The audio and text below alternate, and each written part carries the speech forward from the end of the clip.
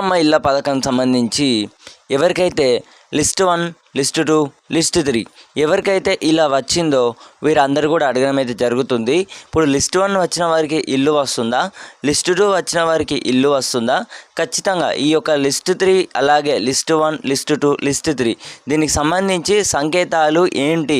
ఇప్పుడు మనకి ఇల్లు రావాలంటే ఈ లిస్ట్ 1, లిస్ట్ 2, లిస్ట్ 3 ఈ కారణాలు అనేవి దేనికి ఈ యొక్క ప్రభుత్వం అనేది 3 విభాగాలను అయితే మనకైతే డిమాండ్ అయితే చేసిర్రు అనమాట.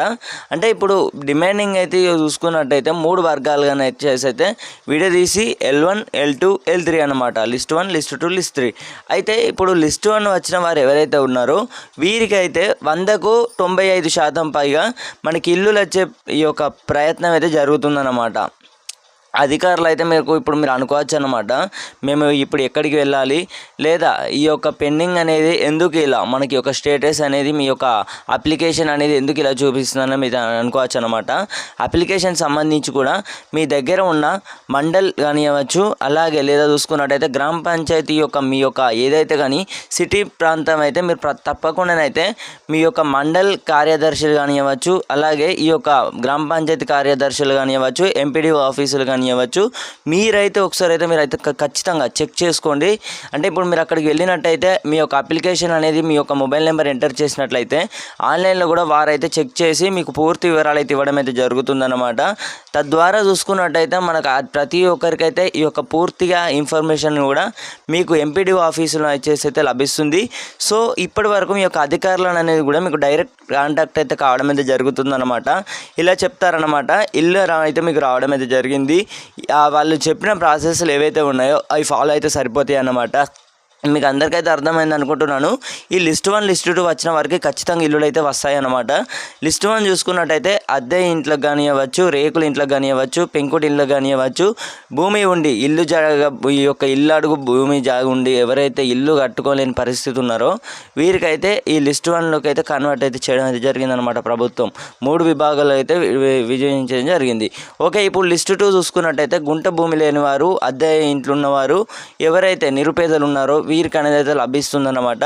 సో ఓకే, లిస్ట్ 3 చూసుకున్నట్టయితే ఇప్పటి వరకు మీ యొక్క ఇంద్రమ్మ స్కీమ్కి సంబంధించి మీ యొక్క ఏదైతే లబ్ధి పొందిన వారు ఎవరైతే ఉన్నారో పాత లబ్ధిదారులే మీ యొక్క ఏదైతే ఉందో ఇంటర్ఫేస్ అనేది కూడా ఈ విధంగా రావడం అయితే జరుగుతుందన్నమాట. మీకు అందరికైతే అర్థమైంది అనుకుంటున్నాను. ఇప్పటికే ఇంద్రమ్మ ఇళ్ళ స్కీమ్కి సంబంధించి చాలామంది అయితే ఉక్కిరి విక్కిరి అయితే అవ్వడం అయితే జరుగుతుందన్నమాట. సో ఎవరు కూడా కంగారు పడవలసిన అవసరం లేదు. ఒకవేళ మీది సిటీ ప్రాంతం అయితే తప్పకుండా మీ యొక్క మండల్లో వచ్చేసి అయితే మీరు అందరూ కూడా సందర్శించగలరు. ఎంపీడీఓ ఆఫీస్ ఈ యొక్క ఆఫీస్ వచ్చేసి అయితే మీరు అందరూ కూడా ఈ యొక్క చెక్ చేసి మీ యొక్క డీటెయిల్స్ అనేవి కూడా మరిన్ని వివరాలు అయితే తెలుసుకోవచ్చు అనమాట.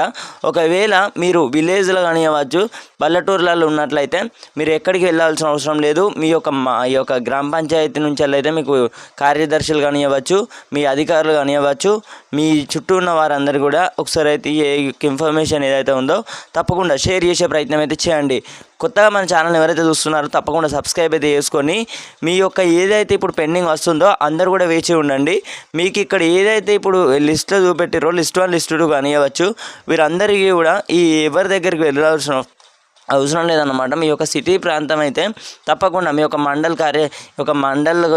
కార్యదర్శి కానివ్వచ్చు, ఎంపీడీ ఆఫీసర్ కూడా మీరు అందరూ కూడా ఒక సపోర్ట్ లాగా అయితే భావిస్తూ ఏదైతే మీ యొక్క విలేజ్ కానివ్వచ్చు, మీ విలేజ్ అయితే మీ అధికారులు అనేది కూడా మీకు డైరెక్ట్ కాంటాక్ట్ అయితే కావడం అయితే జరుగుతుంది. మీ సిటీ ప్రాంతం అయితే మీ యొక్క జిల్లా ఏదైతే ఉందో ఆ జిల్లాకు సంబంధించి మండల్ ఉంటాయి కదా, మండల్కి సంబంధించి కూడా ఎంపీడీ ఆఫీస్ గారు అయితే ఉంటారు.